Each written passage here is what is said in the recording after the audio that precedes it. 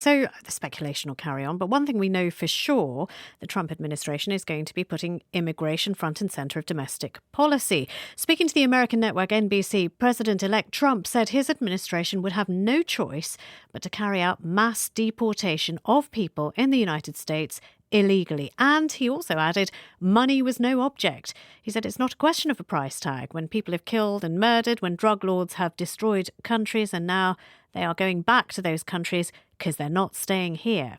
Crossings over the Mexican border soared to record numbers under Joe Biden. A program of mass deportation would therefore be a huge undertaking. And critics say the policy would damage business and break up families.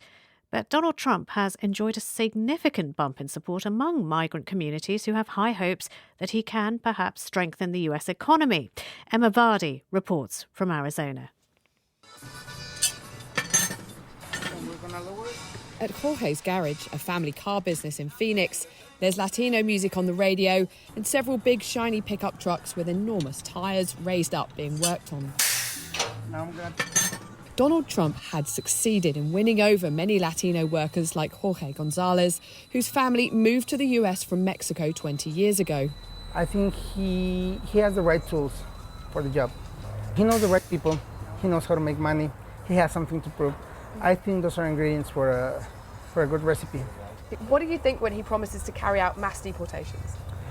Statistically, that's impossible. He's not going to be able to deport 12 million people that are here illegally. You learn to develop a thick skin, especially coming from where we come from. We don't pay attention to a lot of the things that people say because we know those are just words. Jorge's father, the big boss here, has come to the same conclusion. Como persona, no me gusta. As a person, I don't like him, but as a politician, I like how he ran the economy. Some Latinos think he managed the country better. Here in downtown Phoenix, the walls are painted with murals depicting the struggles and the journeys of immigrants. And you can tell this is an issue this place feels very close to and that it struggles with. There are obviously efforts here to try to get people to see the human side of this through the politics. We're splurging today. The Villalobos family and their friends have made America their home for generations. And there's despair at the prospect of the return of Donald Trump. I really had hope for humanity, and I feel like we were let down. As Monica passes around the empanadas, the conversation turns to what will happen to many friends and families who have members of their households who are undocumented migrants.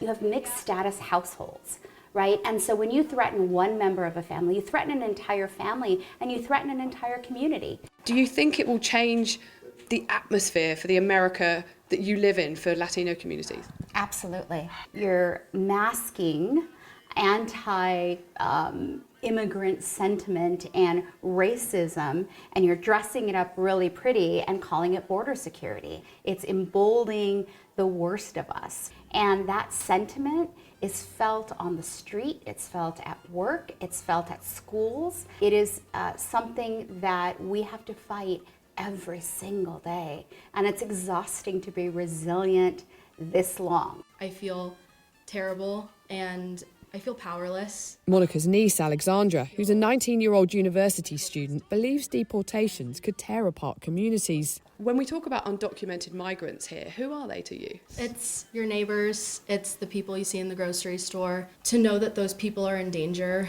and their families could be torn apart at any moment now, it's terrifying and it's heartbreaking. Illegal aliens are stampeding into America by we will do large deportations. We're going to get these people out. There are an estimated 12 million undocumented migrants in the US, many of whom have lived and worked here for decades.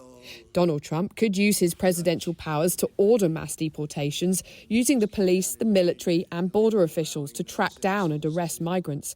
But it may be costly and time-consuming and is likely to face legal challenges. I was a sheriff under President Trump. I was a sheriff under this administration. Night and day difference. 1, 2, 3. I've come to a local law enforcement training centre. There's some training of recruits going on right now. And I've come to meet the local sheriff, Mark Lamb, who knows all too well what the challenges are of policing a border state. Once you start holding people accountable, securing the border, you're going to start to see a lot of these folks will go back on their own. And then we can start to go after, I think we go after the criminals, people that are causing problems in communities, gang members, people that were vetted or weren't vetted. We find those, and I think really that's how you have to start. But in Arizona, where hundreds of miles of desert borders Mexico, the task is enormous. I don't think anybody has the resources right now. And so what that looks like, that's what President Trump's going to have to really line out and define, and the people he picks are going to really have to figure out what that